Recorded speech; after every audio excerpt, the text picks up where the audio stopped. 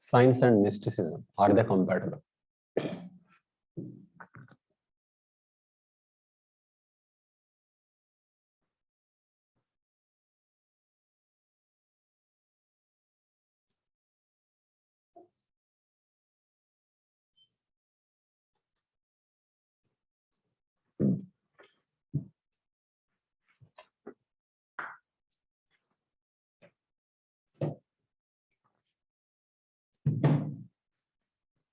Okay, Devansh, you want to try it?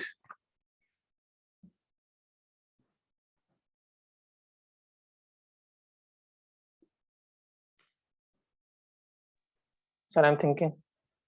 Sure.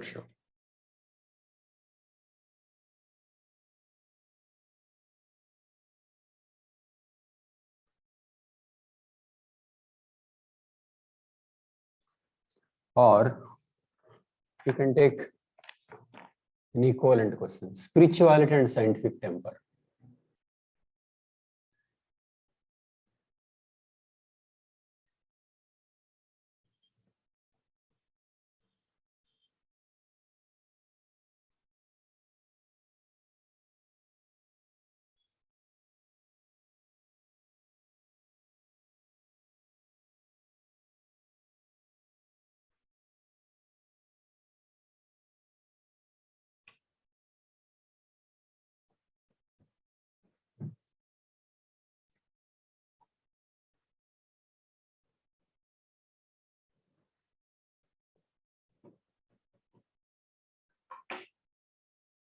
Anurag, are you thinking?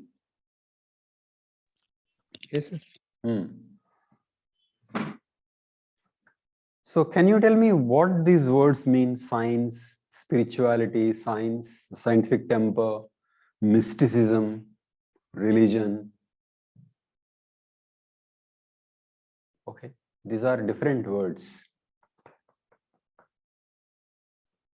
First, what is the difference between religion and spirituality? Okay. How is spirituality distinguished from religion?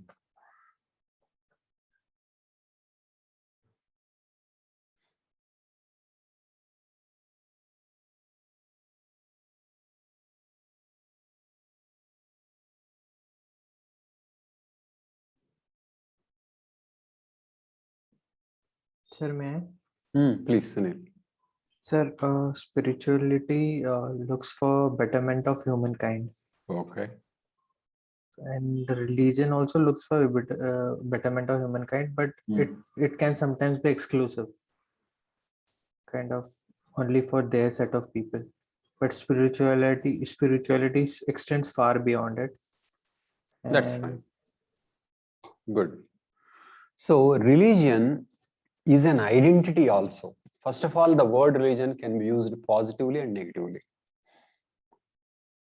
So religion, for a positive sense, religion can be a negative sense.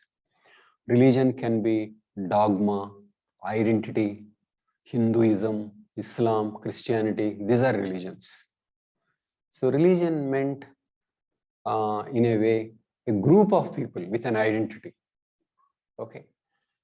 And with particular texts, particular prophets, gods, like that. Hinduism, Islam, Christianity, like that. But spirituality is not divisive. Spirituality is about pursuit of non-material things. What is truth? What is man's relationship with God? What is the purpose of life?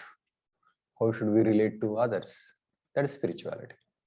Spirituality is always used in a positive sense. Okay. And don't think spirituality has anything to do with spirits as such. No. Okay. So spirituality is about truth, life, purpose, meaning, things like that. Okay. Religion can contain spirituality. In fact, religion is supposed to provide spiritual guidance to people. Okay. But it also became divisive, source of conflict, problems, tensions. So religion is also an identity, exclusiveness, and spirituality. whereas spirituality is only truth, no exclusiveness. There is nothing like that group spirituality and this group spirituality and people clash. Not like that. Okay. So spirituality, man has to be spiritual. One can say man has to be religious. One can also say religion can be used positively, negatively. Okay. So you pay attention to this. Spirituality and scientific temper. What is scientific temper? Scientific temper, how is scientific temper different from science?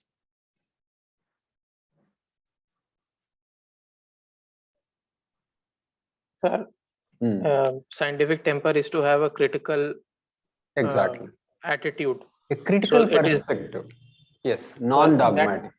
Yes, that temper itself then generates scientific knowledge. Exactly. But can that generate spiritual knowledge also? Yes, sir. And it should. Okay. Scientific temper. Scientific temper is not the same thing as science. Scientific temper is not the monopoly of science. Scientific temper is about critical attitude. One can have a scientific temper about politics, scientific temper about religion, scientific temper about spirituality, about life. So critical, reflective, questioning attitude. So there can be a scientific temper about study of souls, prove or disprove. Okay. But if you say, no, my scripture said there are, and then that's final. That is not scientific temper. That is belief. Okay. So scientific temper is about a critical, reflective attitude towards issues of life.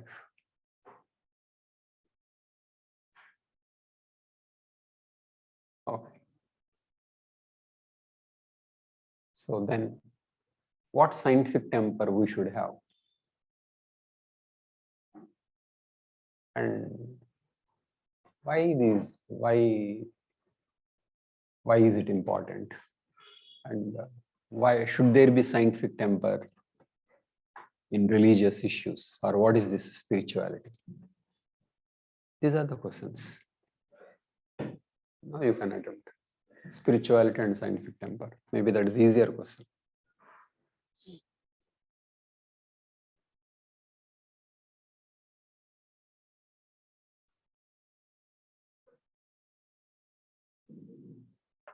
Sir, what can be the plot in this?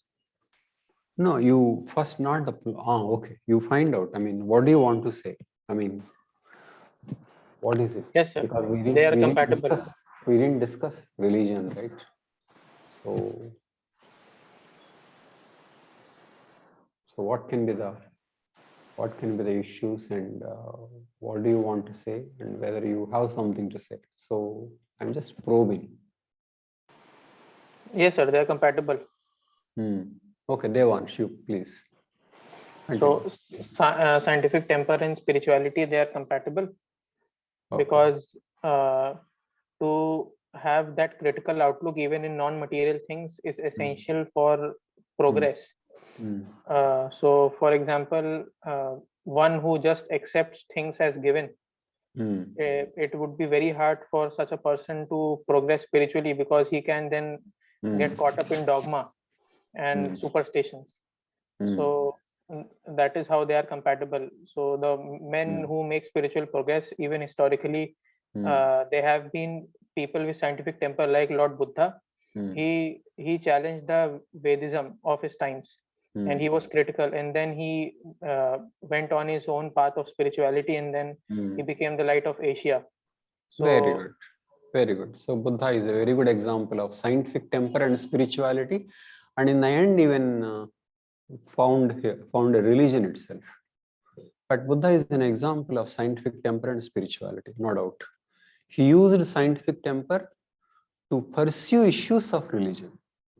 He didn't use scientific temper to pursue physical things. He had a scientific temper, but he was pursuing religious issues. Very good. Please continue.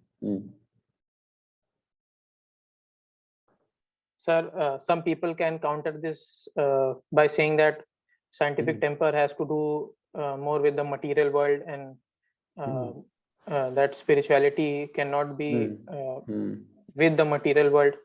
But then again, they are they are getting this entire idea wrong about what it is to have a scientific temper. Also, that spirituality is not completely dissociated from the material world.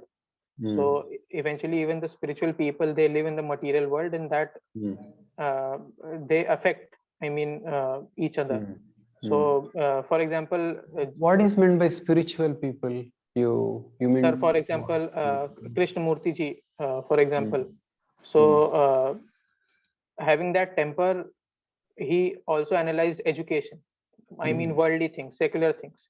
So, spirituality can give greater insights even for the non-spiritual and secular aspects of life.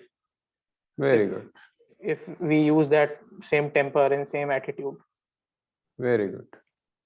But you are talking about Krishnamurti and Buddha. They need to have scientific temper, fine. But how about others? See, they are primarily interested in spirituality, and they use the scientific temper to pursue spirituality. You are right, but let me tell you, both the examples are good. But how about ordinary people? Do you mean to say spirituality is not relevant to them, or they shouldn't have scientific temper? Anurag, you are following, right? Yes, sir. So your examples are good, I appreciate. But now tell me about common people. You chose two examples where they are primarily interested in religion. But how about common people? Sir, for common people, these two are all the more necessary, needed, I would say, because a common man in today's materialistic values, he seems to be caught up. So there is this hedonistic urge towards the material, but there is very little contentment, and that can be seen even in very famous people. For example, Britney Spears, she was very famous, she had money, everything, youth, but even then she was caught up in drug abuse, alcoholism. Very nice, very nice. So you are saying common people also should have certain spiritual attitude. Sir, they don't have to. Yes, sir, that they, is needed. They don't have to meditate and found religions, but they should have spiritual attitude. Yes, just thinking that there is something more than this material world, some very higher good purpose. But why should they have scientific temper? So let somebody discover this is the spirituality and let common people live as per that. Sunil, are you following? Yes, sir. Sir, because the thing with spirituality is that it is not like some textbook which is written and we can read. It has to be realized and by one's own self. So I can listen to Buddha or Krishnamurti, but finally I have to discover the truths myself. So that is why I need to have that temper. Very good. Well done. But now come to more practical, mundane world. Don't you think it is because people are very dogmatic? There is so much of violence and fight and intolerance.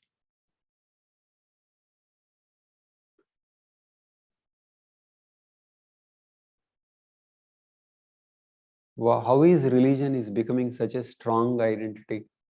We can say it is a loss of spirituality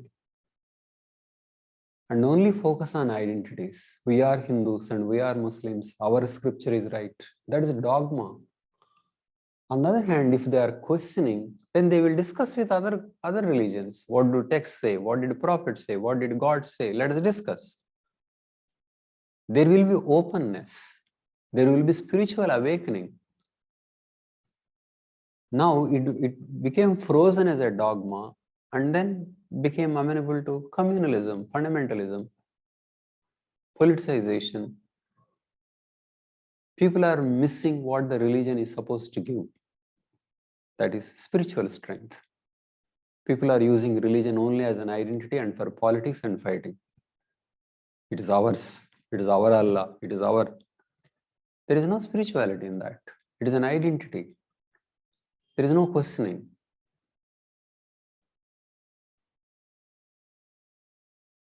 So what was supposed to contribute to spiritual awakening is contributing to violence. Why? Because people lost questioning spirituality, questioning religion. So it became a dogma. And out of this dogma, communalism and fundamentalism arises. Why it doesn't arise from science? Because science retains questioning. Science doesn't become an identity. There is nothing like your science. Science is questioning. But religion, it becomes your religion. Questioning stopped. So your scripture is superior. Your prophet is superior. There is no questioning. So if there is a quest, if there is a spiritual inquiry, people will focus on the issue of what to do with life rather than fight. Then the religious ideas become source of education to everybody involved.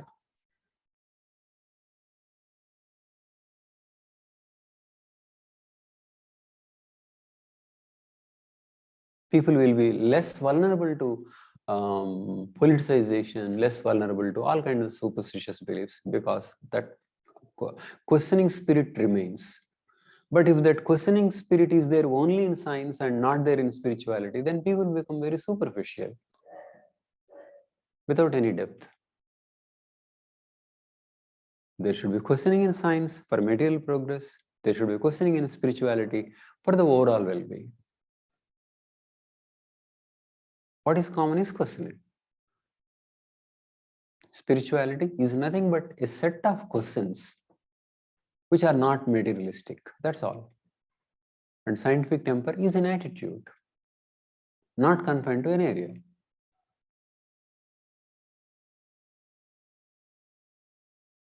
What do you say, Sunil? Yes, sir. So Devansh, what I did to your essay is that I brought it to the political level. Okay. Are you following, Devansh? Yes, sir. Okay. Finally, bring religion. This is about use and abuse and potential abuse and potential use of religion. What purpose religion is supposed to serve and what it is doing, why this violence, these things. Religions started with great truths, but later they became identities and fights.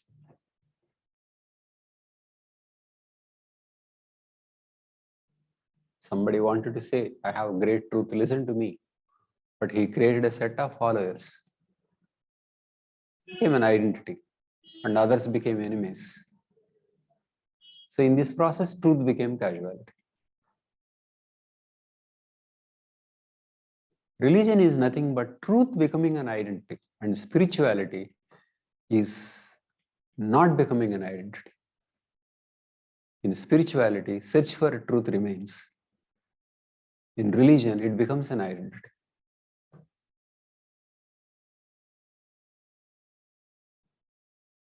So what is life after death is spirituality.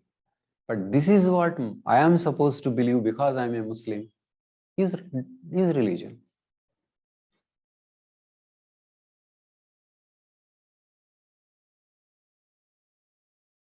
Devansh, are you following? Yes, understood. Yes, sir. So bring this finally to the political, economic arrangements. Okay, at least political arrangements. Economic also, fine. What does capitalism, greed? Greed is against every religion that we know. Selfishness, narrowness. Every religion taught against this, and every religion taught kindness, compassion. Okay. Justice. So we lost those values. So religion is the source of values.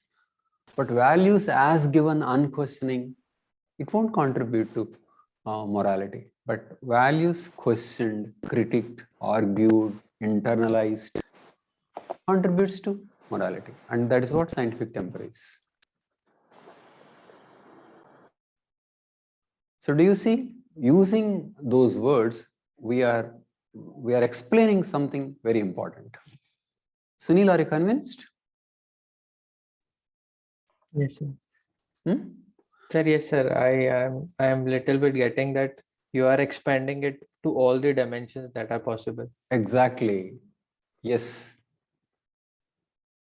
That is why essay, like an interview, is an opportunity. It's an opportunity to convey your vision of the world. Essay is the only chance exactly the student has to convey fully about himself. At nowhere he is given opportunity, because this is about 1.5 hours of writing on one topic.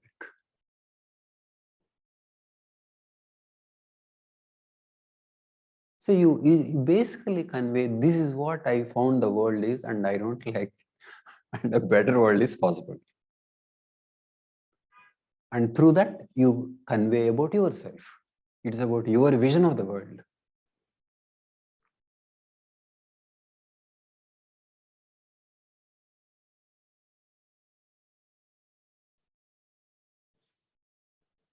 Understood?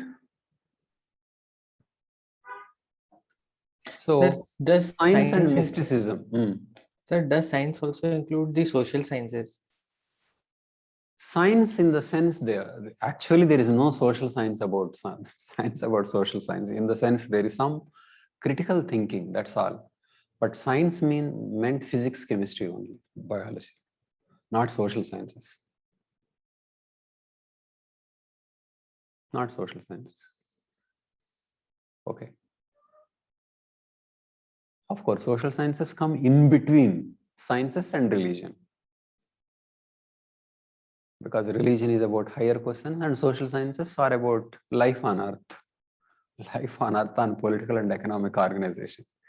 Okay. And science is about the material world. Okay. So social science believes in critical thinking only. Critical thinking, but it can never be as good as science. Science and mysticism. What is mysticism? You can say mysticism are the things that we can't really understand. Okay. Buddha's enlightenment is a mystic phenomenon. Like that, there are mystics in every religion. Christian mystics, Sufi mystic, and founders could be mystics. Basically, mysticism is about some experiential thing, some experiential source of wisdom, and we don't exactly know. Okay, so science and mysticism is a different way of knowing the truth compared to science. Okay, mysticism, truth is realized in mysticism through certain breakthroughs, certain revelations.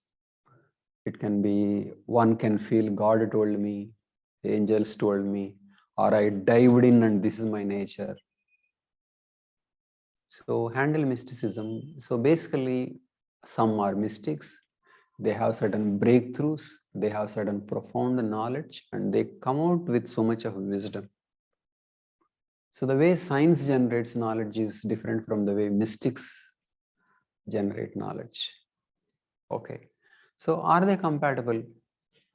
Once knowledge is generated, that has to be scrutinized.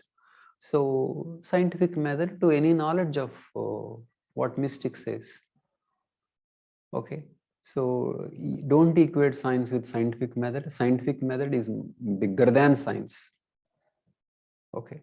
So what the mystics say, you explore with the scientific method. What do you say, Devansh? Yes, sir. And I was also thinking that mystics, they have greater insight about humans. And when we better know human, we can also apply that same things to the outside world. So in a way, they can collaborate, and then we can also present the other view that sometimes mysticism equals to almost like superstition, or things which are out of the scope of science. For example, souls. So science cannot, I mean, physics, chemistry, maths cannot reach to that stage. So there are That also stage, certain. but it can evolve certain methods. See, whatever the mystic finally says, science may not reach, but what they say can be broken into certain assumptions, certain pieces, and whatever can be investigated can be investigated. Yes, sir. For example, here we can use that knowledge of Damasio and how the self evolved, and we can give a scientific explanation of enlightenment. This is the book I did, Moksha, Afterlife and Science. Okay. So this is about interpretation of enlightenment, about afterlife, and what Damasio and other evidence, whatever it is. So this is a scientific method, but pursuing religious issues. Okay, I mean, listen as an example.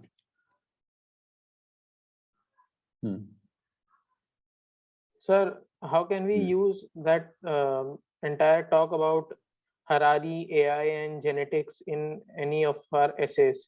We will discuss those essays. We are confining to religion now. We'll discuss those essays. Search for truth. Okay. So basically, you link it to politics and fight and the abusive aspects of religion also. Okay. For example, this search for truth can only, you take this question.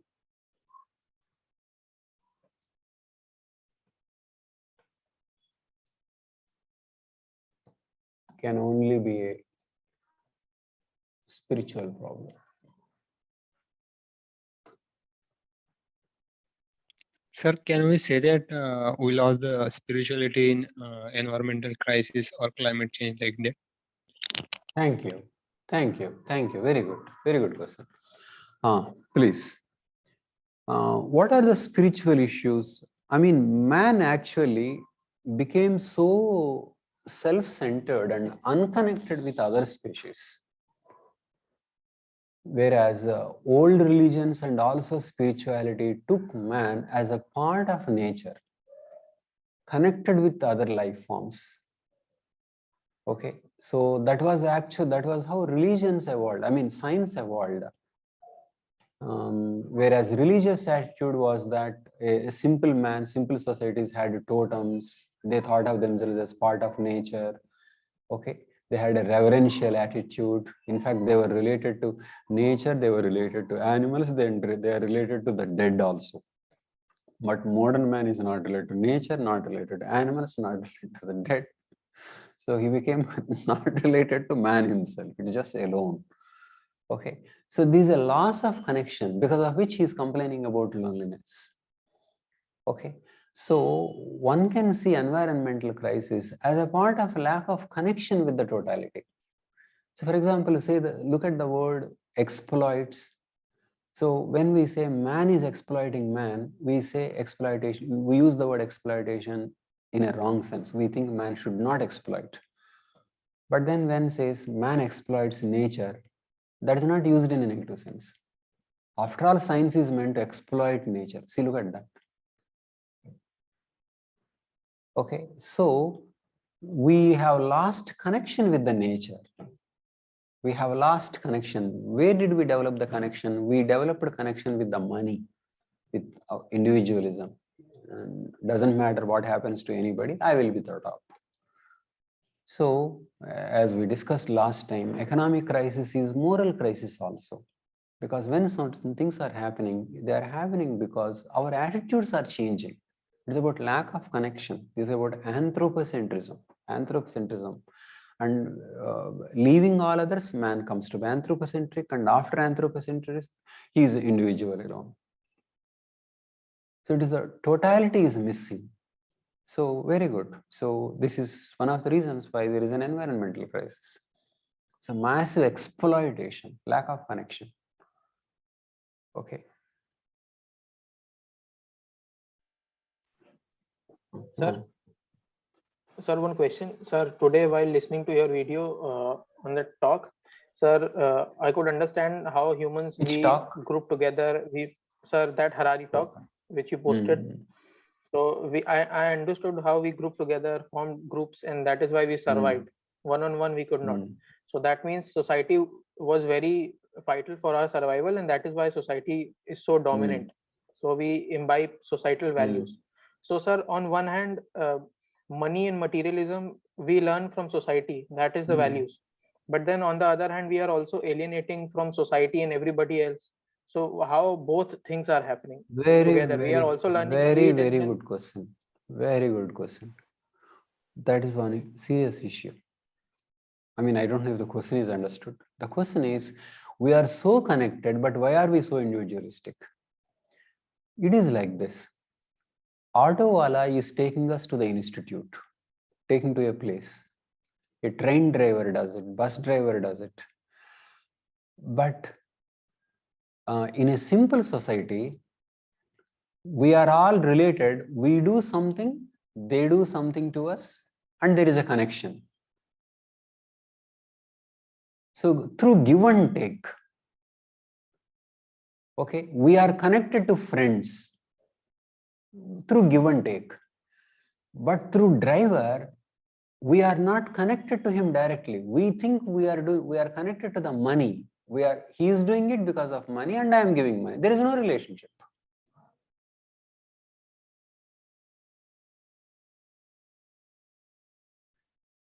In fact, we are incredibly connected. But why we don't sense this connection? Because we think everybody is doing selfishly, and I have the money. Because of money, he is doing it. So there is no connection. He is not doing for me.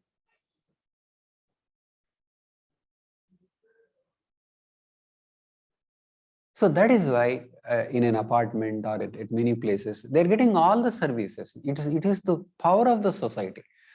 But then they don't think, they are not grateful to the idea that they are getting so many things, because they think that it is through him only he is getting all these things, as if he only evolved to come to this modern phase without anybody's help. So it is the narrowness of the education. Money is giving the illusion that you are making it on your own, which is not true. Simple societies don't have this illusion because they depend on give and take.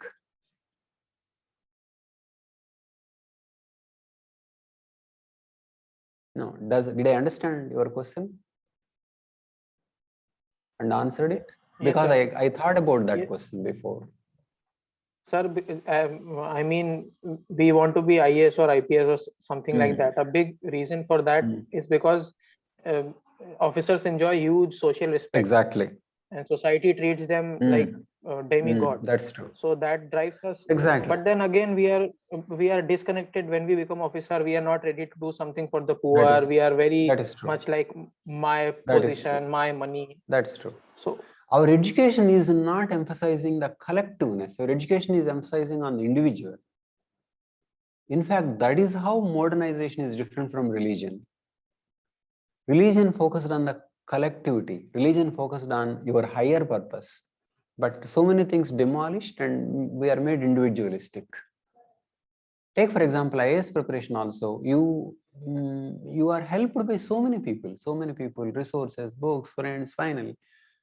But then after all, the student thinks only he made it. In fact, the so-called institutes which are competing each other are actually cooperating. Because what this institute doesn't do, some other institute does. So that is why all together they produce the result. But they are not conscious how others are contributing. They think only they. That is not true. So that is why one needs to understand how everything is a result of collective effort. And that is the reason why we have responsibility. So people think they made money, Facebook founder or this thing. But how did they make it? It is the result of the society. It's just that in this society they had an edge.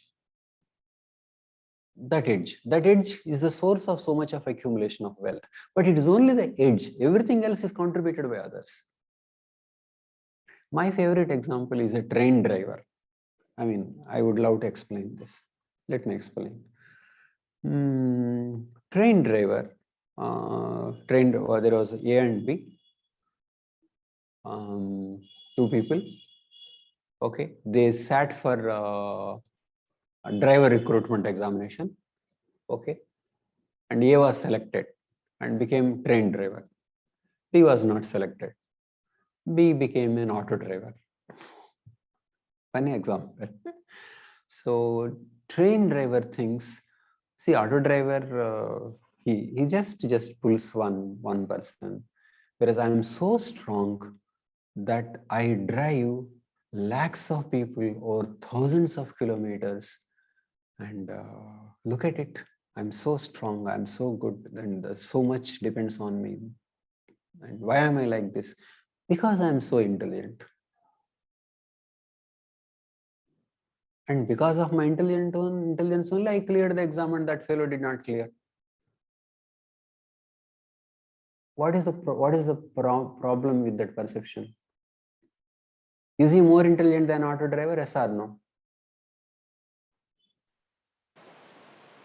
Yes, sir, but he does not look at the background. Exactly. No. At the time of testing, whatever, He is more intelligent. But how is he able to pull so many people for thousands of kilometers and lakhs of people, whereas auto driver was not able to do? So is it because he's so intelligent? No, sir, machine. Exactly. The machine he handles. Exactly. That is how Facebook founder becomes wealthy. He's a train driver.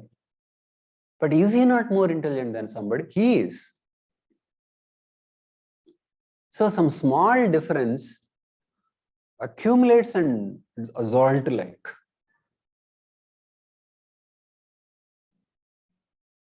I mean, is my example clear? I mean, analogy is, it's clear? Sir, Yes, not sir. to me. Not Yes. to me, sir. I What is couldn't that, get Sunil? it. Huh? I couldn't get it, sir. No, train driver thinks he is so intelligent from auto driver, because of which he is able to pull so many passengers for so many kilometers. Is his thinking right? No, it is not right. Why is he? Where is he making the mistake? And isn't he more intelligent than the person who failed the exam? That is a Maybe, fact. yeah. And isn't he pulling more passengers and over longer distance? True. So both of them are right, and that's why he is great. He thinks so.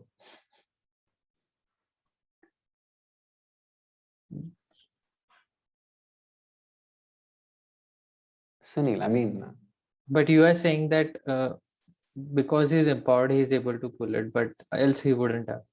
what is that? Sir, your argument is that he is able to do it because he is empowered, else he wouldn't have done it. You mean Like he the had a train. mechanical advantage? Right. Is So that the reason? small intelligence difference became huge difference. Okay, so you are saying it is actually accentuated to a large extent. Exactly. So individually, only small difference. But if that accentuated difference he attributes to himself, that would be an illusion and ignorance. Okay, so you are saying that social system is such that it does it for him, and that's the reason he is able to do it. Exactly. Thank you. But if he thinks he's intelligent, the proof is so many people, and that man is not intelligent because proof is that, and that because of the exam I made it.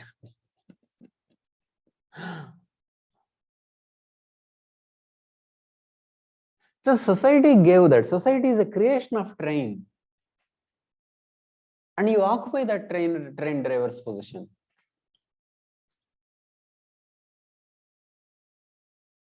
You did not invent a train.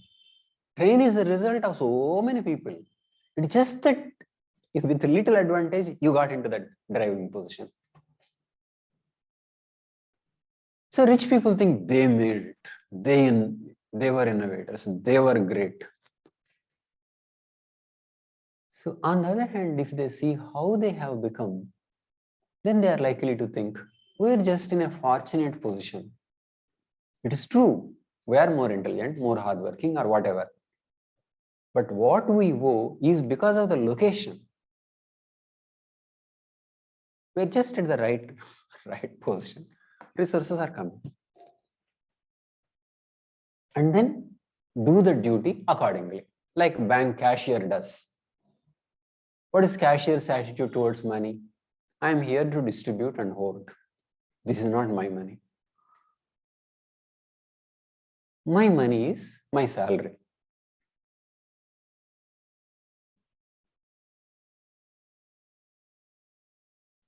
So if a person understands, okay, it is true, you are more intelligent, no doubt about it. But it is just that the system created this position. So understand that you owe all this, not just to yourself, but to the system. And so behave in a responsible way and don't be arrogant.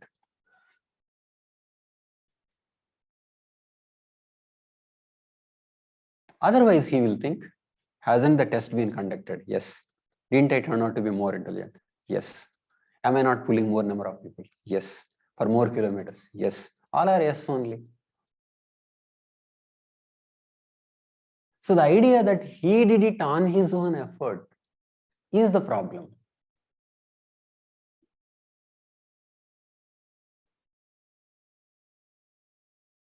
Devansh, what do you say? Is my example good?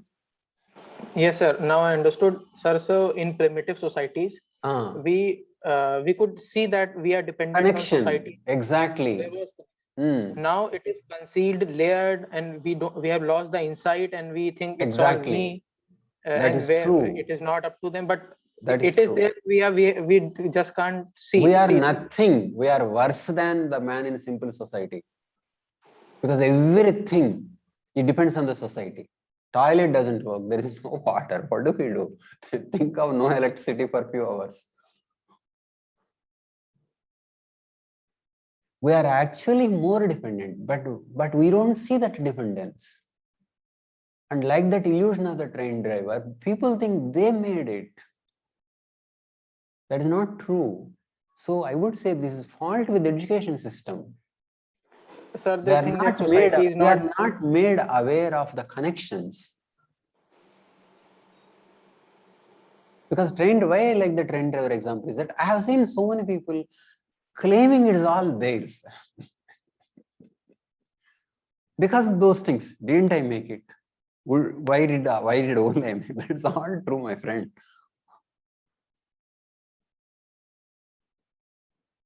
And then officers also, to make your understand, I mean, to highlight or to add one more step to that, I will tell you.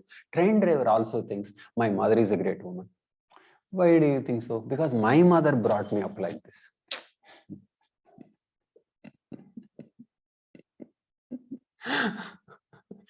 All because is able to pull. So then they will think, I am like this because of my religion or my parents or whatever. It's like that. It is all extended.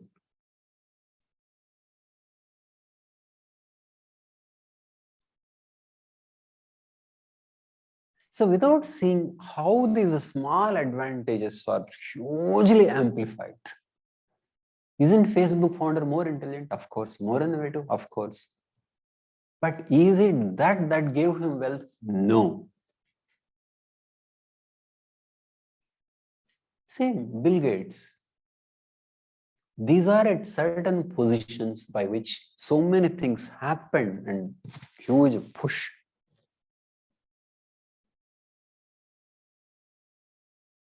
So we're discussing capitalism. If capitalism teaches this humility, this connection, then this pursuit of greed will be dampened, because one will see that one made it through the effort of others, not simply through himself. Those who are maintaining the tracks, those who invented the machine, so many things, so many people's result is the train.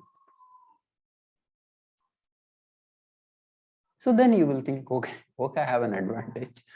But many people did not get their due. So let me do my best. On the other hand, if you think if you made it on your own effort, and then you will say, you also make it like me. How will anybody? Train driver position is on, there are only few trains and few train drivers only. Everybody can't be. The system is such that only few people will be train drivers. Because we need more autos and few trains. So anybody can be a train driver is not the same thing as everybody will be. Because the system is such that everybody will not be. There can be only one prime minister, one president, one IAS officer in a district, or only one collector. So anybody can make it is not the same thing as everybody will. Because the system we design, that's the way administration works, is like that. So the people who make it should see the forces behind and think how connected they are.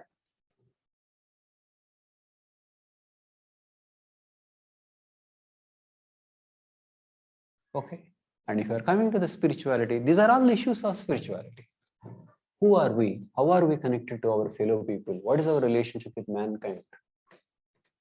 Because spirituality raises the issues of what is beyond mundane, not how to earn livelihood.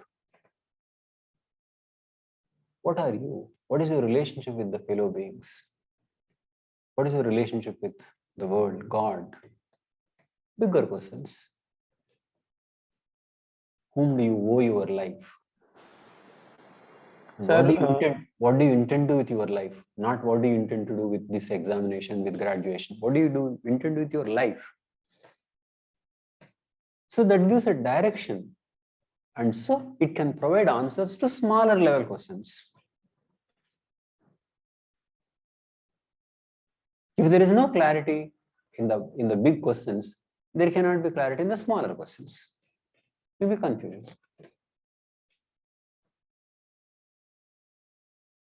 Anurag, you are trying to say something? Yes, sir.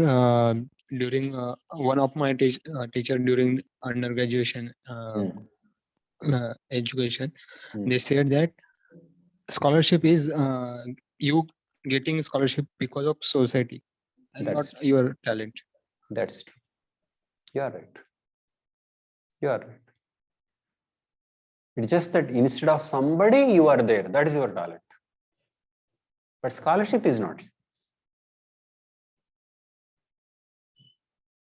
Train is not yours. It is like that. Yes, you are right. Karim, are you following?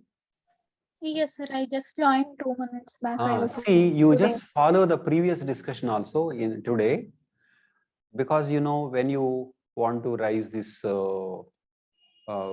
bring issues, I mean, coming to the previous Islam or anything like that, you bring it to spiritual dimension, spirituality, the need for spirituality, why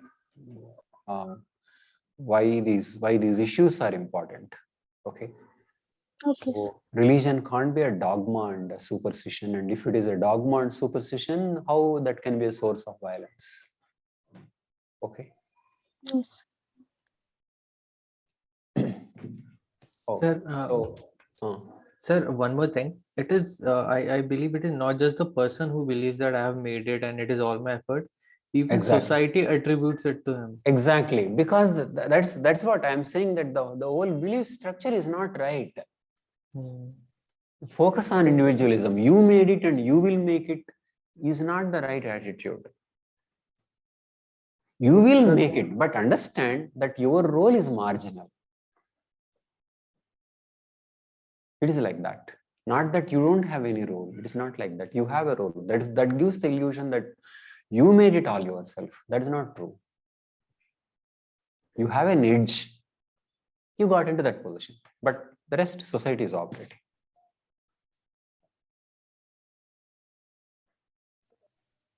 If you have a decent belief that you should give something from whom you are taking, then automatically shows that you have the responsibility. So when you think you made it, then what? Still why you are poor or some things like that, then you think you have not got enough from the society. If you don't see what you got is the result of society.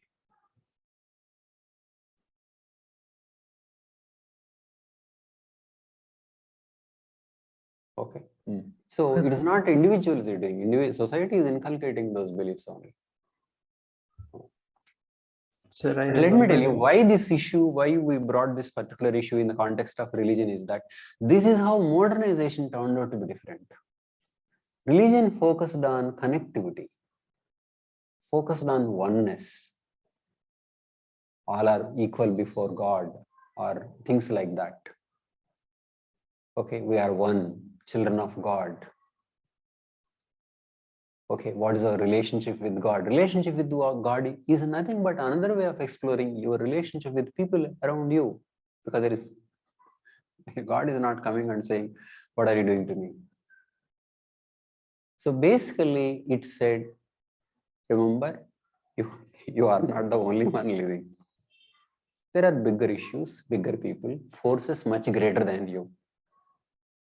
That's what religion did.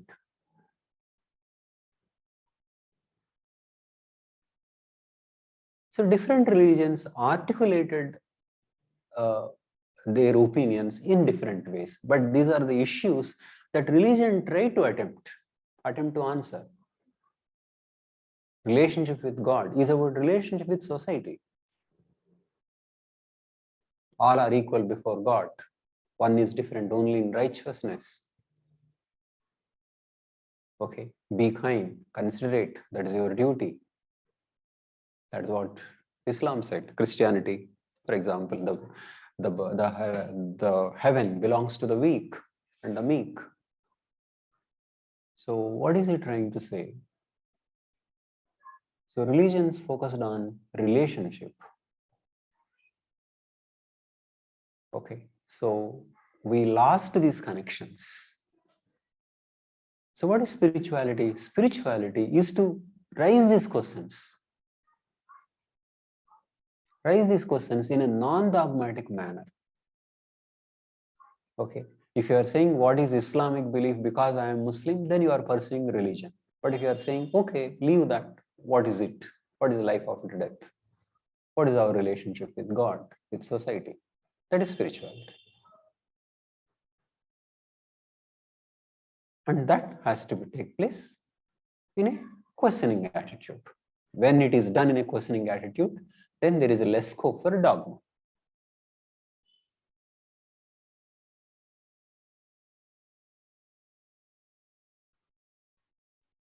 Now there is no growth in religion, it became a dogma, so it is politics and fight.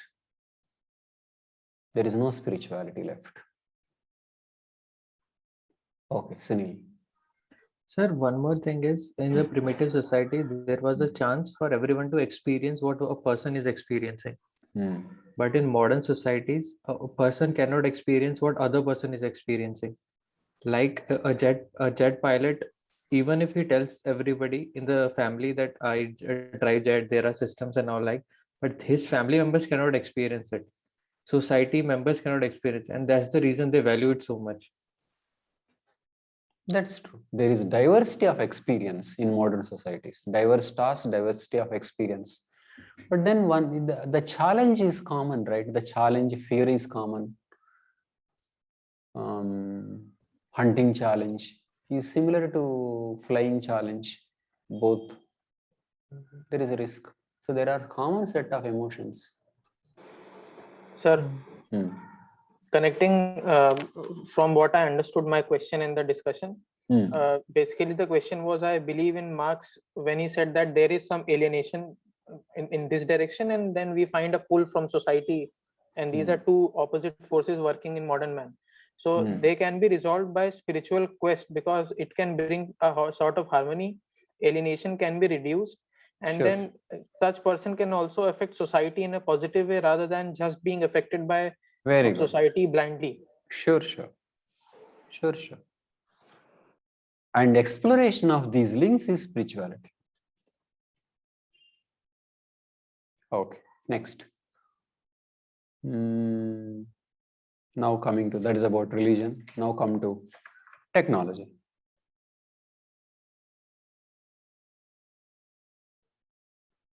What was the most recent question on artificial intelligence? Okay, fine. Maybe it's not there in this book. Okay.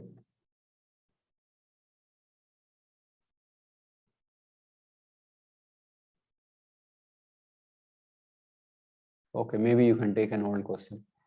Increasing computerization would lead to creation of a dehumanized society.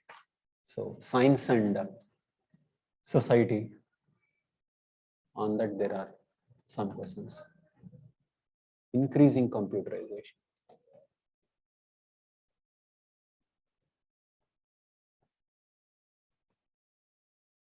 would lead to the creation of dehumanized society. So that was an old question, but as relevant. Instead of computerization, different kinds of words can be used.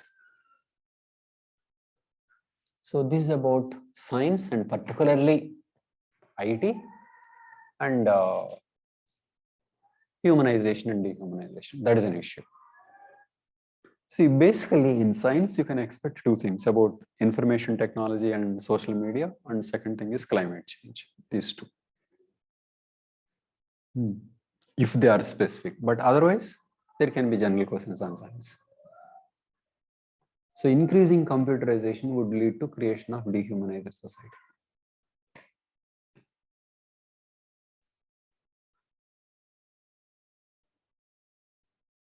So as usual, think of answer rather than how to write. No, sir. It has made the lives better. Exactly. It made life better.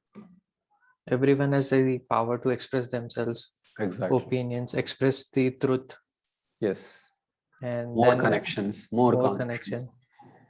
That's health, everything. health of society, tracking climate change. Everything. Yeah, everything. Yeah. Very simple. And you can explain those changes. Sir, can we add one minor point, like some negative aspect, like machines are ruling us right now, right, sir? So let us look at that. Take another question. Rise of artificial intelligence. The threat of instead of computer, they won't ask about computerization now, but they can ask similar question, artificial intelligence. The threat of jobless future. Okay. Rise of artificial intelligence, the threat of jobless future.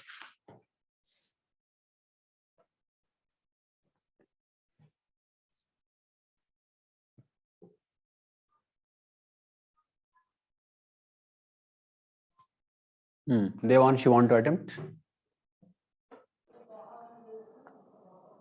Sir,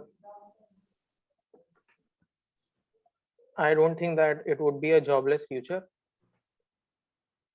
because just an analogy, when computers came, people said that there would be a lot of joblessness. It did take away some of the old jobs, like people using typewriter, but new avenues came up, like the That's huge all. IT industry. So similarly, AI would also give us new avenues. Certainly there will be displacement, but then we cannot say that it would be jobless and humans future. will be completely eliminated, because ultimately there has to be a human behind the AI, and AI also will serve humans, and we can use them creatively. So for example, when internet came, there is this new job of YouTubers. So we are using technology to create new kinds of jobs which people could not think of. Similarly, artificial intelligence would also present us with new opportunities, but that would require upscaling, and there would be some people who would be at the receiving end. So reskilling, loss yes, of jobs. Yes. Okay. So there would be some at the receiving end. Those vulnerable need to be taken care of, some better social security measures so that those who drop out from this market, they are taken care of. So such measures can be thought of. Okay, just 1 second. No, let us complete this. So you are saying that old jobs will go and some new jobs will come. Okay, then what will be the nature of, let us continue this discussion. What is the nature of these new jobs?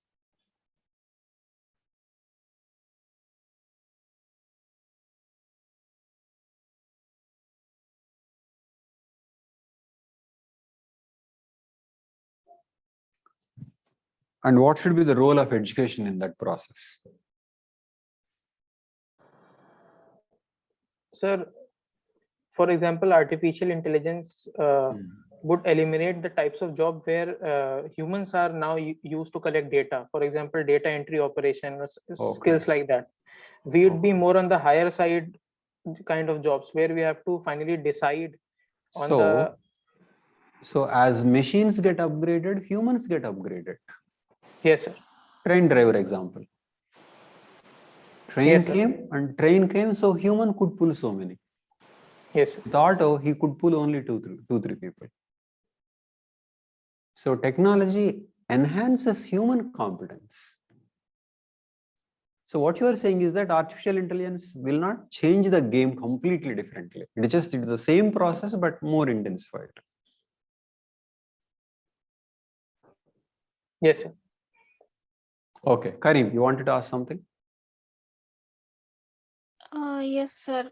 So this artificial intelligence growth, currently it seems to be so sharp and so quick that this transition is not being able to bridge the gap that has formed between skilled and unskilled. So I feel because many unskilled laborers are being out gradually, and moreover, even in skilled, there is a different angle. So suppose there are few teams. No, you explain the first point. Which one? What are you saying? You are saying that people are not upgrading themselves. Yes, sir. In terms of employment opportunities, I am trying to convey. So can we put that point, sir? Because many are in any transition, some people don't make it, and so they will suffer. It will affect, no doubt. But what I'm saying is that, is it really different from previous technologies where it affected people? It would affect people. Yes, sir. No. Like we see. No, for example, auto wala versus rickshaw walas. Just think of that example, Karim. So, didn't auto walas replace so many rickshaw walas? Yes, sir. True. And did all rickshaw walas get proper employment? Might be, sir, because the transition was not very quick, just like that in few years, right? You mean rickshaw to auto was not quick? Yes, sir. It happened gradually only. It feels like so. So same, my thought is like whenever a development or some improvement is being initiated, so some upfront, we have to think of upfront and some measures. That is true. We have to see, that is a part of any trade or globalization or technology upgradation. Who are the affected people and how to help them? That's fine. Yes. How to help them. But we should be prepared to see that some will be affected, and that is a part of change. And technology will be beneficial to some. Yes, will not be beneficial to everybody. Yes, certain scenarios, even for the educated, it is becoming a threat. So if you see, suppose in engineering field. No, for anybody. We are not saying for educated only. We are for anybody. For anybody, technology disrupts old ways of doing. Technology makes irrelevant the old skills. the old education system, the old skill set. So an MA student can be made irrelevant, or an MSc student can be made irrelevant, or a day laborer can be made irrelevant. And also a technology can help the lower end. For example, if artificial intelligence does the most important crucial things, routine activities can be done by lower end. It's like that. Take for example tailoring. Advanced machines came. Because of the advanced machines, many who are involved in tailoring, though they are not skilled. Why? Yes. Because machine takes care of many things like designing, many other things, and less skilled people are involved in tailoring. So it is not, so technology can benefit less skilled and lesser end also. Yes, sir. So, It will so all kinds of changes are possible. So just asking if we can add this point also. Of course you can and you should. You should, because in a part of transition, some people are affected and it should be helped. See, the main point is AI like any other, or it is a completely different view? Harari thinks it's a completely different view and humankind is going to be disrupted like this. It is not true. That is my argument. Yes, AI is like earlier technologies. It can be disruptive and it has to be handled. Nothing more than that. yes, sir. Not that And it is a threat to human being. Karim. yes, sir. And mostly we are trying to use it in an aspect where it creates a comfort to us, but rather we can try to implement in hazardous employments and health, That is true. something like that. Fine. Hazardous employment, wherever. Sir, one question. Something like health and some blind people or handicapped. People will go by wherever it is useful, or wherever it is cheap. Let them go. And that is how the economy shifts. Look at even the Corona crisis, it created a completely new set of jobs. Yes. Importance of delivery, importance of health, importance of insurance, importance of many other things. And certain things went down. That's a transition. Okay. Yes. So one can't think of the existing jobs and then see what happens to them. That is not the way. So one has to visualize a changed economy. In fact, the same thing is true of energy also. You can't think of this is being run on coal and what happens when there is no coal. It's not like that. So everything will shift. Everything will shift.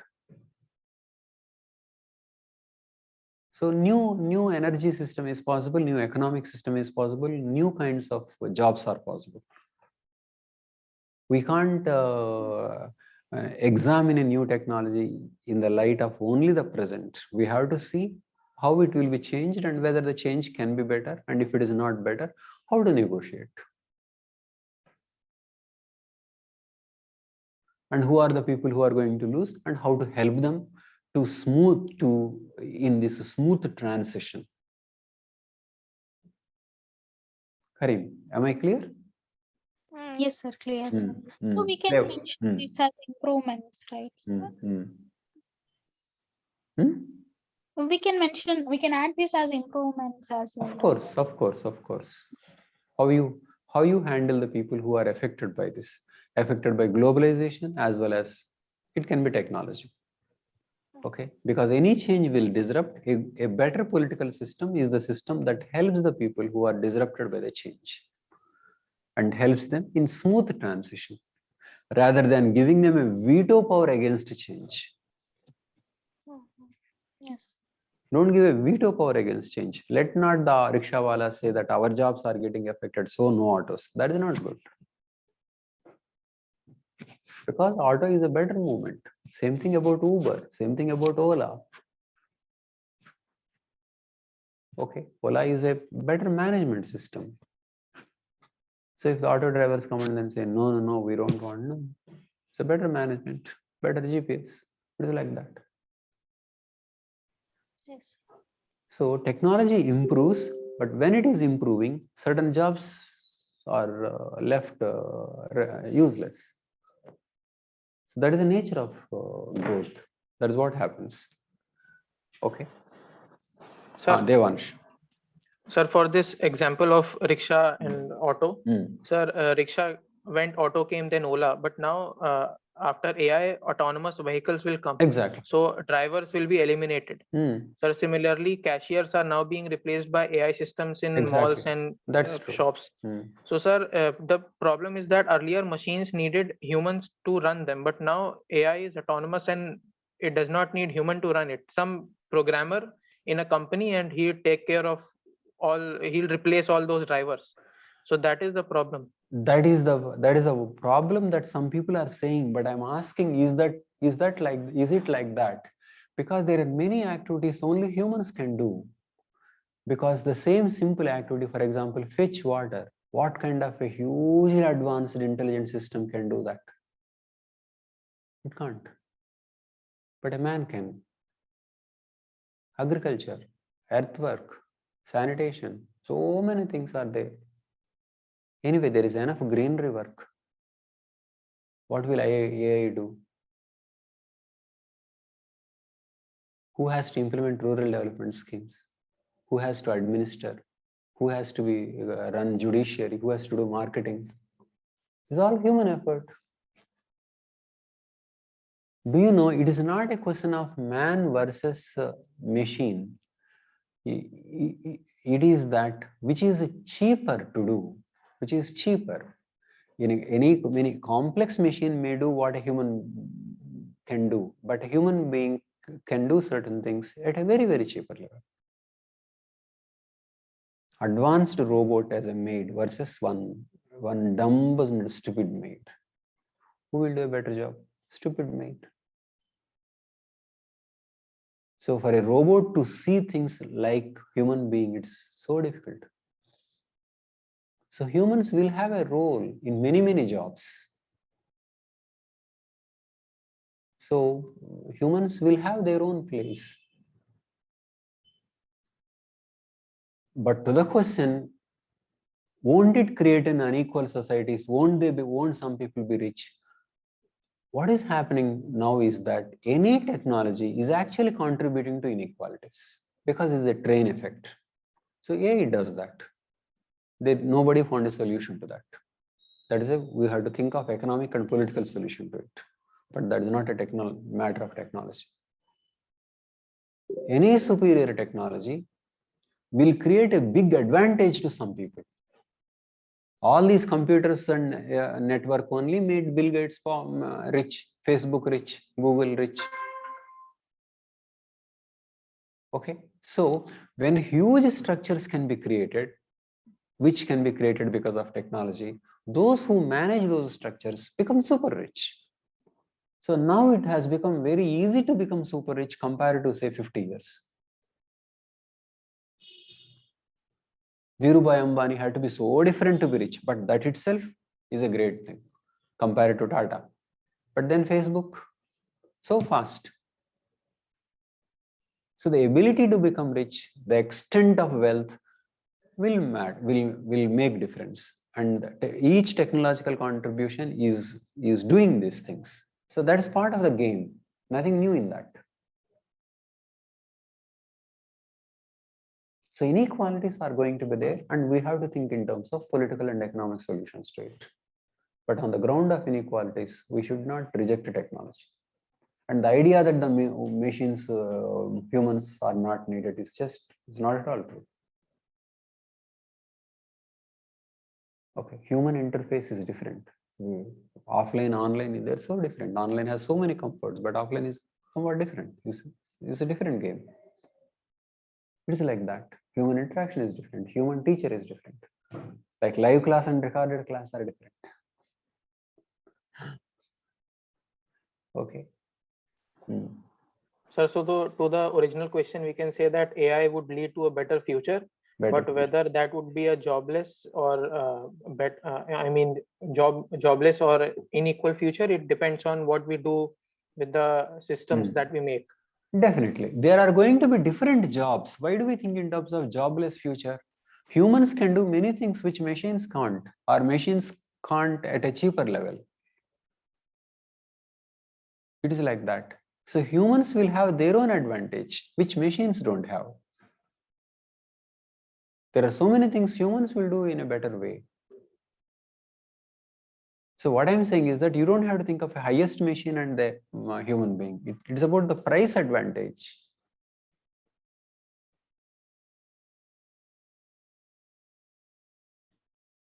Who will do agriculture? Who will sell things? Who will run a tea shop? And who will be administrator? Who will be a judicial officer? Who will write reports? Who will cover field work? Who will do all that? Who will be a doctor? Okay, doctor requires finally a judgment. Who will do that?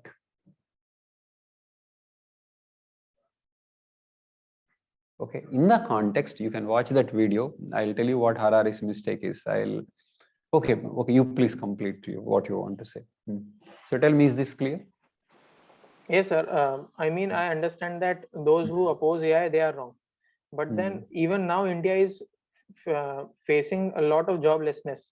So in that respect, when drivers or certain jobs are eliminated by AI, then but there is so much that, of water harvesting work needed. Why are we jobless? So much of desertification is taking place. Why are we jobless? In villages, there is so much of sickness, and why are we jobless? Joblessness should come when there is no work to do. But is it that there is no work? There is. Then why is there joblessness? Because jobs have to be like this, and those jobs are going, which is wrong thinking.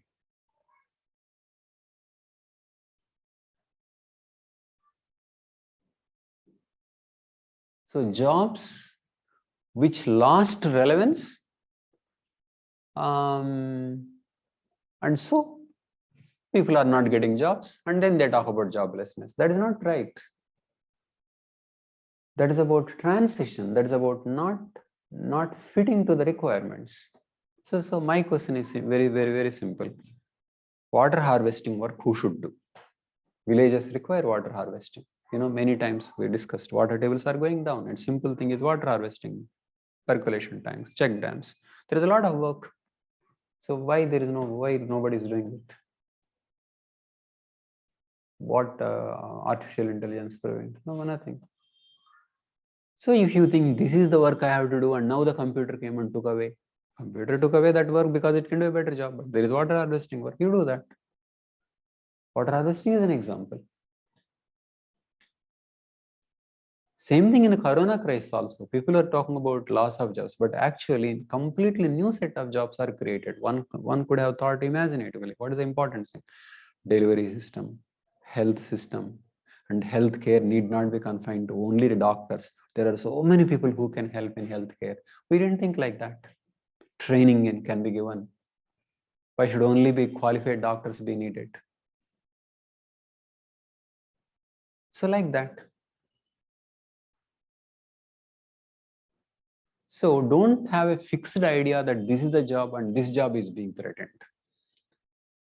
Jobs have to be created out of the work that the society requires to be done. And as long as there is a work that requires to be done, one has to think in terms of how to create a remunerative positions to do that work. And that is the role of the education, that is the role of the state. Don't blame technology. Because technology has come and it's saying that I can do these things, these jobs well. Please do it. We have better things to do. That is what we should tell the technology. Nothing to be afraid of. Because we have work. Whatever work you do, you please do it. Because we are humans, we can think of many things.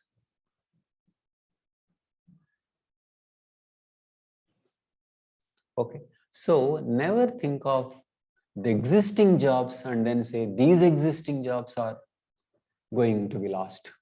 You don't know, at one time people debated regarding what will happen to cashiers in bank if computers are introduced. That is the thing that India debated, It looks so ridiculous. What will happen? What will happen to those reservation clerks in railway department if computers are what happened? In fact, you know, when ATM machines came, people thought because it is giving facility and maybe they would charge, we should have to pay something because it is an advantage to us. But they found that it's an advantage for everybody to use machine, and humans can do better things. So banks became more profitable. It is serving everybody, not that it is taking money from the customer. It is not like that. Technology helped everybody. So never think of existing jobs and how those jobs are being lost. Think whether the society will require work. It will. I can't think of a society where work is not required. Do it. Compare to advantage. There are many things that, I mean, what is a highly intelligent to artificial computer, artificial intelligence, is something crude from human point of view. Fetch water is an example. Human being, illiterate, ignorant, stupid person can do that. But what kind of an advanced computer is needed to do that simple job? It is a matter of comparative advantage. Humans have advantage in things that artificial intelligence will find infinitely complex.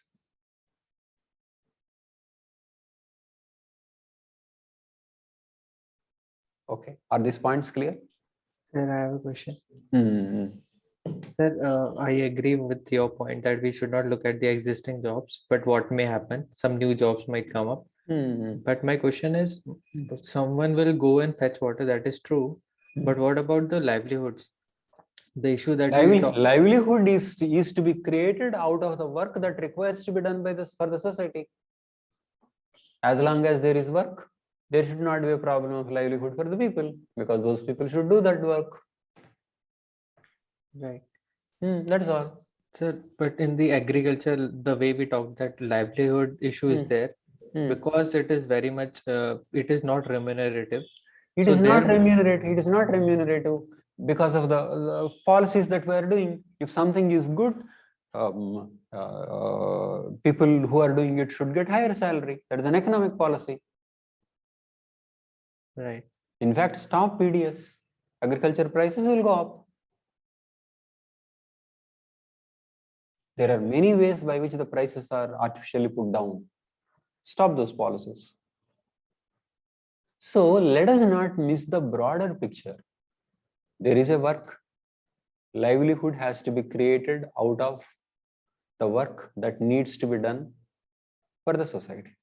Very simple. And what is the purpose of education? To give training for that work. That's all. You can't say this engineering I did MA and then MSc and now it is made relevant. So you could instead of questioning artificial intelligence, you could have questioned MSc. Why did you do that? Maybe it's irrelevant. So next generation not do it. It's like that. Does society require work? Yes. Out of that required work, livelihood should be generated. That is an economic policy. In fact, farmers could have been super rich if we pursued the policies rightly, because everybody requires food.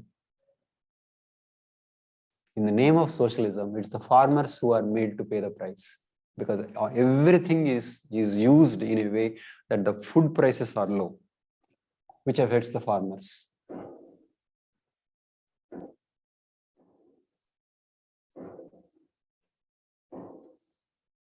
Farmers are paying the price of India's socialism.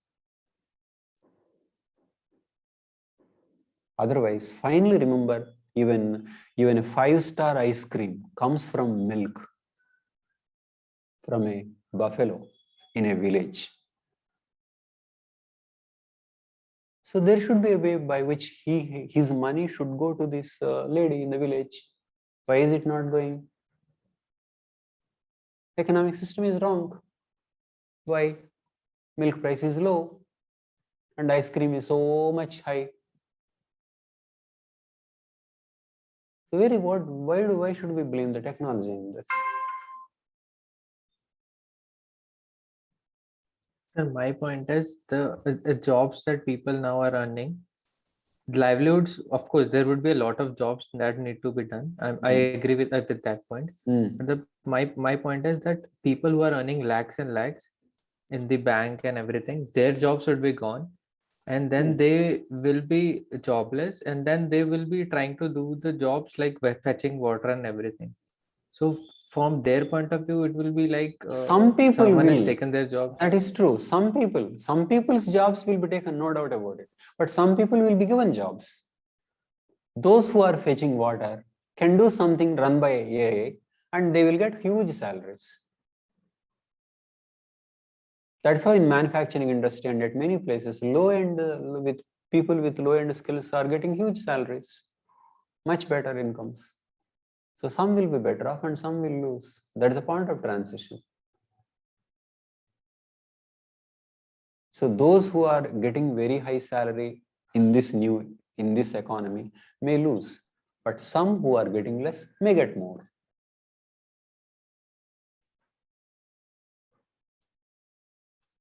So unskilled will be valued more. The unskilled people will be valued more. Can get, yes. Because the skilled jobs will likely be taken. They will be reskilled, but the skilled people will require doing something else. It is not really like that. Skilled people will do more about computers, more about AI related. You have a self-driven car, but how many people are needed to maintain it? About technology, how to make them, maintaining roads, maintaining training, verification. It's a new set of jobs. To maintain one car go like that, or many cars go like that. It's a new kind of people. Instead of drivers, to make sure that the machine runs on its own, there will be so many people outside it. So there won't be any perfection in AI, you are saying? There won't be? There won't be any perfection in AI at any point of time. Perfection. Perfection means without any human being. Right. No, it won't be like that. There will be human intervention. Humans will be there. And anyway, if machines are able to do many things, humans have many better things to do. Water harvesting, my example. Let everybody do water harvesting and stop flooding and this. This will improve the economic problem also. Exactly. So people won't consume unnecessarily. So there are many things humans can do. So they need not worry about computers. It is to insult themselves. It's just not needed. Okay, now one issue. Harari. Actually, Harari has become a big hero and may not be now, but at one time, few years ago. Many people who are listening. I couldn't see whether I wanted to know whether his arguments are right or wrong. That is the reason why I systematically worked, and I found many of his arguments were misleading. So here the issue of, I'll discuss this issue of consciousness. Okay, consciousness. Okay. Harari's point is, computers are becoming intelligent, though they are not conscious. So the argument in favor of man so far is that man is so conscious and so intelligent. So how will computers ever compete man? Harari's argument is, intelligence is growing so much that they need not be conscious. Okay. So he thinks that what is intelligence? Lot of data processing, algorithms, logical thinking, like this. So they don't have to be conscious to be intelligent. So he's saying that not related to consciousness, intelligence is developing, and that is why he can be a threat to human being. That is the argument. I looked at the nature of the argument. That argument, I don't think it is true. Why is it so? Consciousness is the foundation of intelligence. A different quality of intelligence. Do you know what is consciousness? It is about feelings, plus minus. It is from feelings we decide. Without feelings, there cannot be decision making.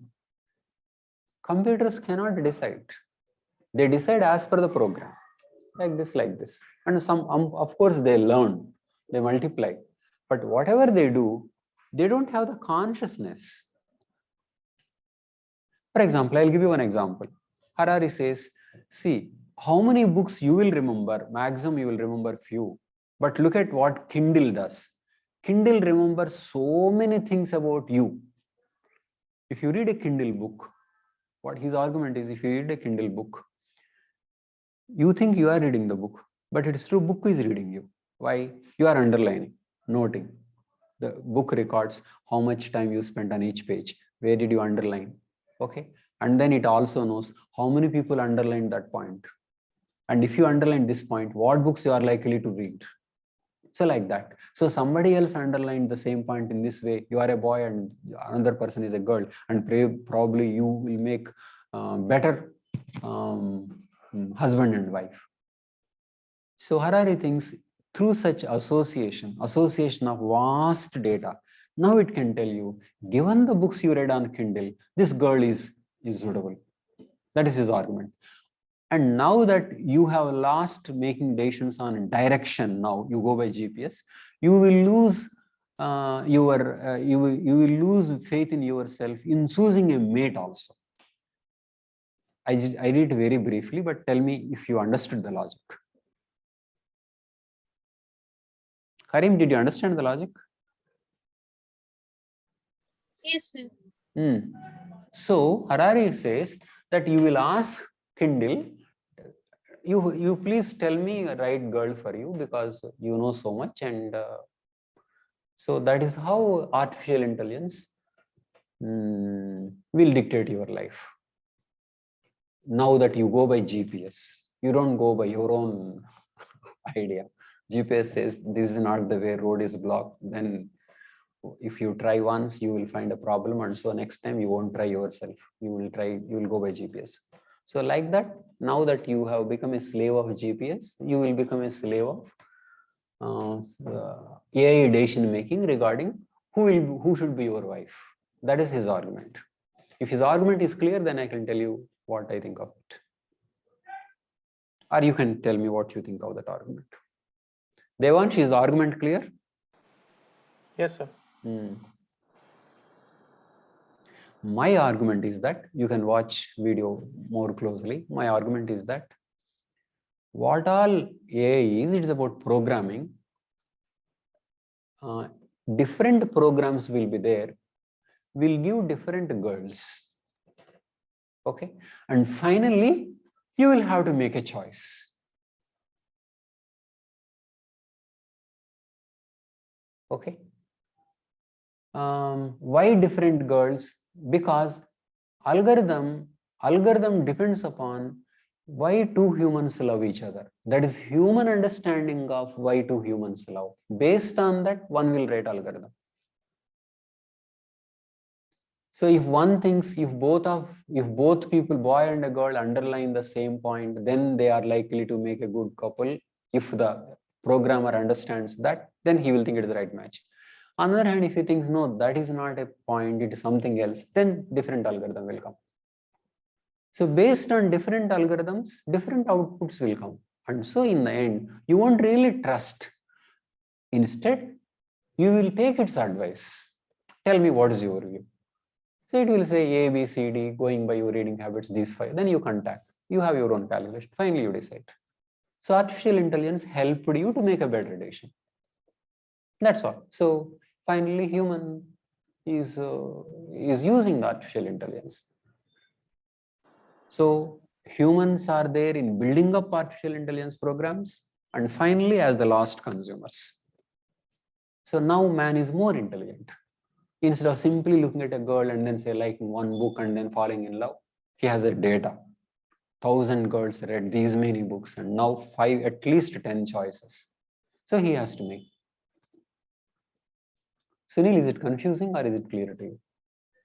Sir, I'm thinking that the AI is only taking some of the conditions. It is not taking all the conditions. That's true. Like we have a religion, we have caste, we have many. When we put more conditions, the possibility reduces. That's true. But finally, Is it a more than an advice? Is it a diktat? Can we say that it is bound to be, its decision is bound to be better than yours? Will a man say, no, I will, because computer said it, I will make it? Or man will say, there are many ways. In fact, one computer can give one advice and some other computer can give different advice. True. And Because it depends upon the algorithm. Right. Sir, even it can happen that you might want to be want a partner like this, but at the end you would think, no, I don't want something different. I don't want someone to be like me. Exactly. So people can have that sort of choice. Exactly. That is what happening in so much of medicine information and doctors. Because of so much of medicine information, patients are being more informed now, but it has not made doctors irrelevant. In fact, doctors' job more challenging, and patients are better off. They're more intelligent consumers now. So if a doctor uses a testing machine and everything and AI, what you use entire AI, but then finally doctor will say, okay, this is what computer is saying, but this is how I think. That's what is going to be. And that is one point. Next point is the idea that Kindle reading you is the same thing as you reading Kindle. That is the main fallacy of Harari's argument. Kindle may have so much data, but it can't understand a simple story, because there is nothing like understanding to computer. For example, okay, a boy felt bad, confessed, and father forgave, and he was touched. You read it, you are touched, but computer reads it. It is not touched, because there is no consciousness in it. There are no feelings. So the way you learn is different. Computer is all mindless data and logical connections and associations. So it is the idea that the computers will be so much knowledgeable, it is meaningless. Say the computer can be a judge, meaningless. Can be a doctor, no. Consciousness is the foundation of intelligence, because as we did under Damasio's theory, ultimately decision is about feelings. Decision is not about logical thinking. Decision is about feelings. Without feelings, there cannot be intelligent decision making. So is my point clear, Devansh? Sir, can there be artificial consciousness? There is nothing like that. Why so? That is also one more article I spent. Actually, this book deals with meditation, moksha, and afterlife, and also science deals with Harari article, and then what are the alternatives to artificial intelligence. There is a Damasio article. If you really want to have conscious computers, Damasio is the only one who understood consciousness, I think, in a very more appropriate way. I think he is the only one who knows what consciousness is. Consciousness is about feelings, plus minus. Damasio's argument is robots don't have plus minus systems. You are making the robot strong equipment. Whereas why humans have vulnerability. Vulnerability is the pain. What is the ultimate threat to man? Death. Less threatening, pain. So through life and death, through pluses and minuses, consciousness is built. A robot does not have minus. Everything is plus only. So Damasio proposes in one article with a computer scientist. Damasio is a neuroscientist. So they say, if you want to develop consciousness in robots, you should first go for a completely different set of materials that are vulnerable. But what is the point? But then they proposed a paper, how computers should be, how robots should be. Vulnerability. Without inbuilt vulnerability, there cannot be consciousness. Let me tell you, very few people know, because very few people know what is consciousness.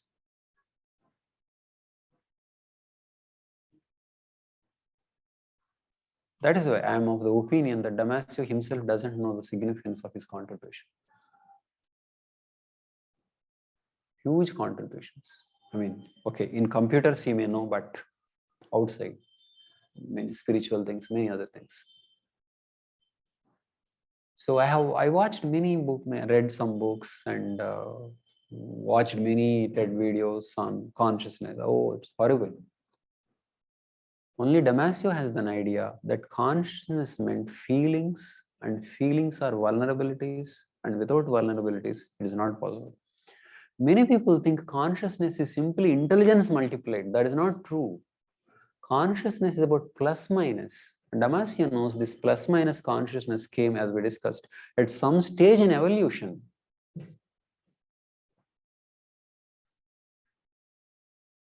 So Harari is so wrong. And I would tell you, he was very irresponsible. Why I think he's irresponsible? Because so many challenges were there in the world, like climate change. So many hours he gave on interviews, lectures, everything he makes it to artificial intelligence and genetics. But none of them are a threat. The real threat is climate change and virus. He did not talk about. He spoke so much about the future threats, and neither climate change took his priority nor the virus. Finally, virus turned out to be, and climate change continues to be. It was about artificial intelligence. Whatever be the discussion, he converts into those fields. So he wrote an interesting account of how mankind at an early stage evolved, and that was good. That was interesting. But the rest of it and this projection is not right. There is no threat. Okay. So these are my conclusions, because of which I read genetics also. You can watch that video. And finally wanted to find out whether there is some sense in what he's saying. And came to the conclusion, nothing, no sense. Okay. Probably now people won't listen to him because of Corona. People will think that, see, there are different set of crises. Sir, so this Damasio paper says that there can be a possibilities of conscious computers. No, that is the beginning. But even if you develop those things, how will consciousness come? Because it came, do you know, we are not able to produce a single biological cell. We're not able to produce. We're not able to make a gene. Genetic engineering is about taking genes and putting them somewhere, not making a gene. We didn't create one smallest creature, an insect. Where are we? So consciousness came as some kind of feelings combined at an explosion. Feelings came, some kind of reaction, something, some complexity. Damasio doesn't say consciousness will come like this, but consciousness requires vulnerability. And if you are ever interested, this is the way. So many AI scientists will think that when is consciousness, maybe one day they will be conscious. There is not going to be like that. Consciousness is about vulnerability. It is about plus minus. In fact, in one conference, it was conference on mind. One fellow from artificial intelligence spoke and then went, and then Damasio came and then spoke. There was no connection. These people, computer people, didn't understand if Damasio is right, what are we? In the same conference. So I felt that Damasio is not understood. I mean, significance not understood. That is why in 3 of my books, Damasio occupies the front page. That's what I wrote to him. In 3 of my books, you occupy my front page. He just said, okay, I'm happy, I'm pleased, something like that. Okay.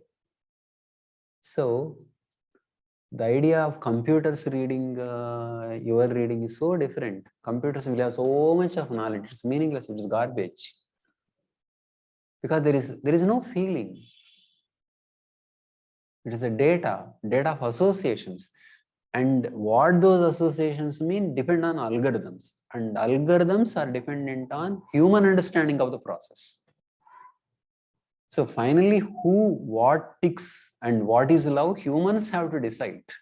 On that basis, algorithms will be written. Because computers won't know what is love, because they have no feelings.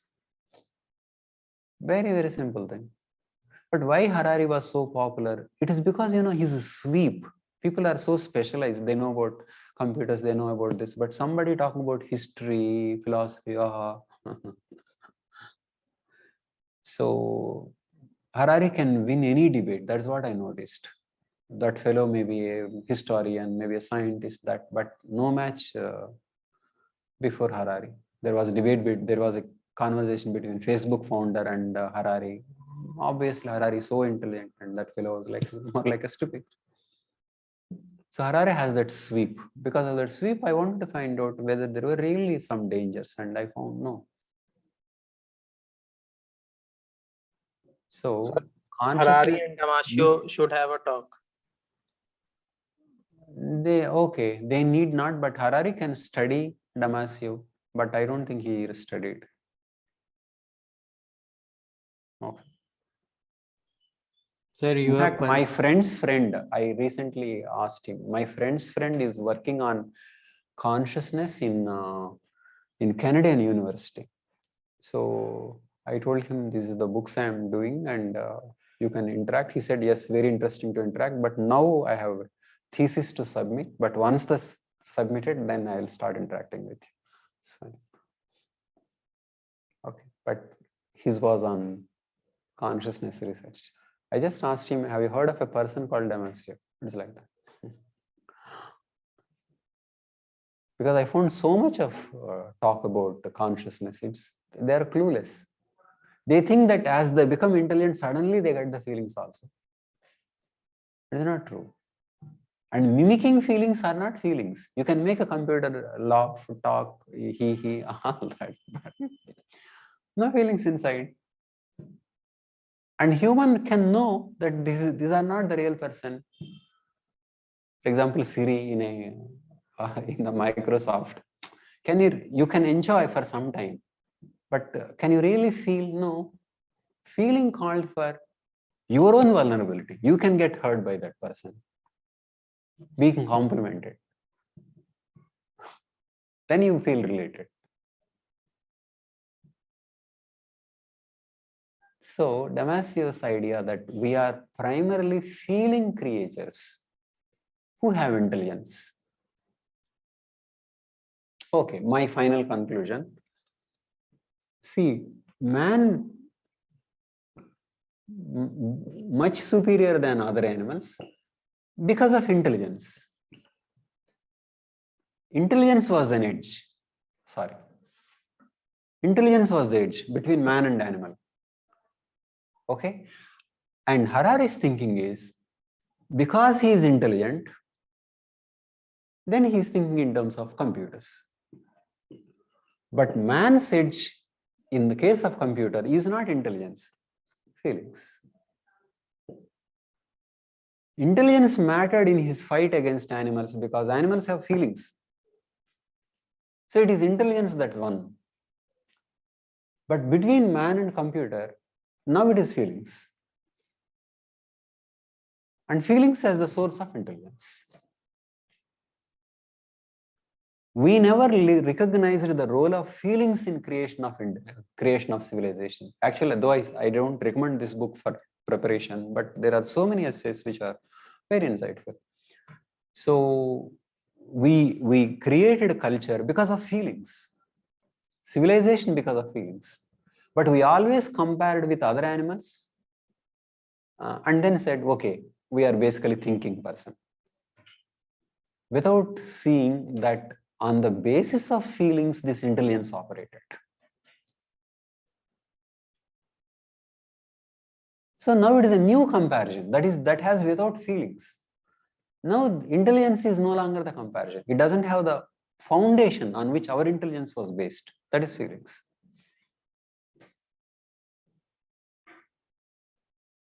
So Harari has no clue to these issues. Sir, one parallel. In Rajnikant's movie Robot, when he develops consciousness, that robot, then he becomes a threat. Until then, he was not a threat. That's so similarly, if AI don't develop a consciousness, they Exactly. won't be a threat. That's true. No, if two things are clear, number one, as long as they don't develop consciousness, they are not a threat. That is number one. Number two, consciousness is not going to be suddenly, it's not going to suddenly appear out of intelligence, because they are two different things. And number three, there is no way we can develop consciousness artificially. Remember, we have not achieved anything biologically. The highest intelligence is less than that of an insect. In the way insect responds to ambience. So we have not developed equal anywhere near biology. So when consciousness is a high stage in evolution, well, can we develop a fish? No. Insect, let us develop an insect first. No way. We can create something insect-like looking thing only, but we can't create an insect. So I felt confusion is that we are always comparing with the rationality, because we are always comparing with animals and how we succeeded. This is true. This has been our battle, because we survived against animals. We were scavengers first. So when animals eat, that's what Harari wrote, and that made the whole story interesting. When animals ate and left, we at that stage, we went and scavenged, because around them we won't have a chance. So we evolved.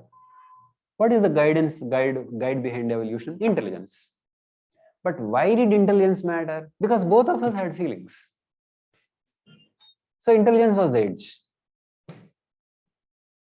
So now intelligence is not the parameter. Coming to computer, human edge is consciousness. And consciousness as the source of intelligence. So the simplest of story computer cannot understand. It doesn't make sense because it has no feelings.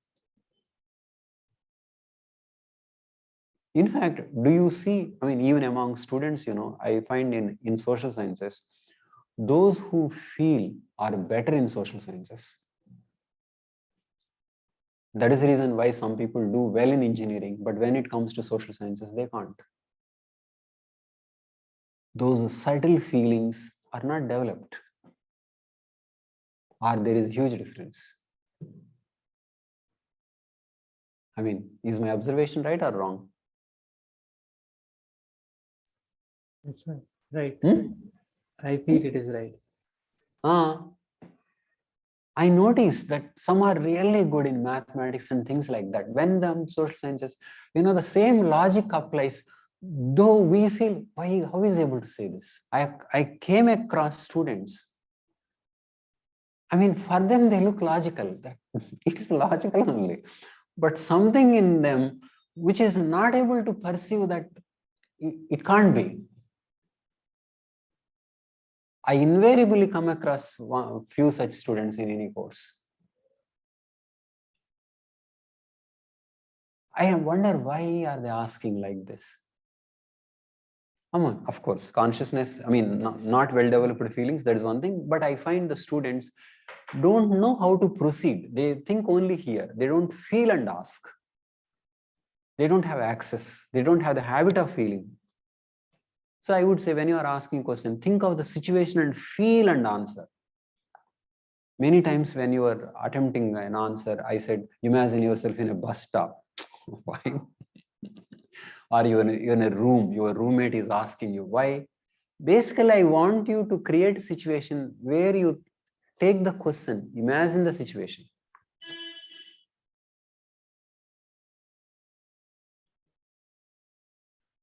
So that is banking on consciousness, not on logic.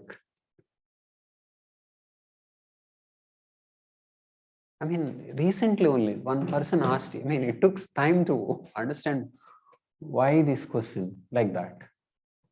It was logical only.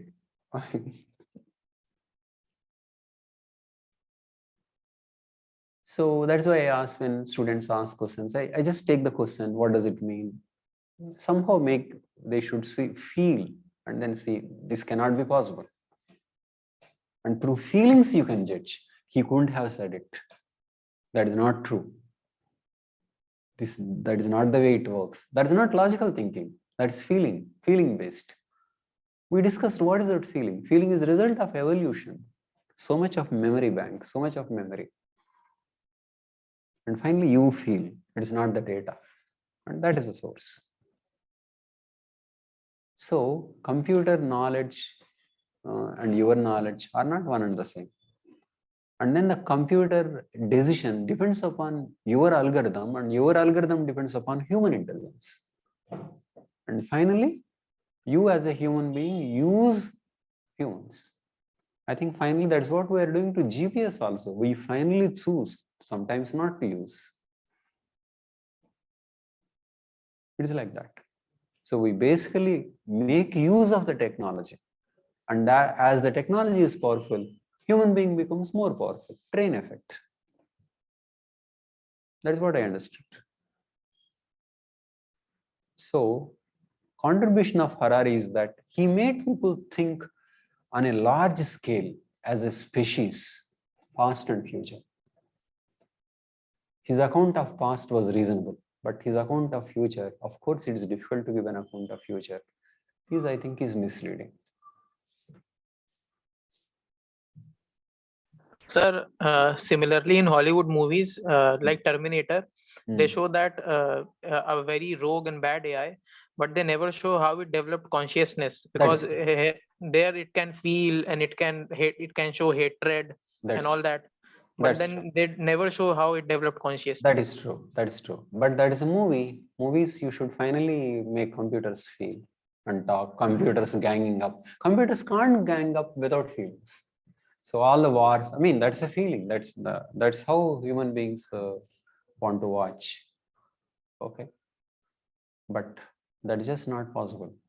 But all not ganging up with feelings, but accidentally talking, such things are reported. Okay.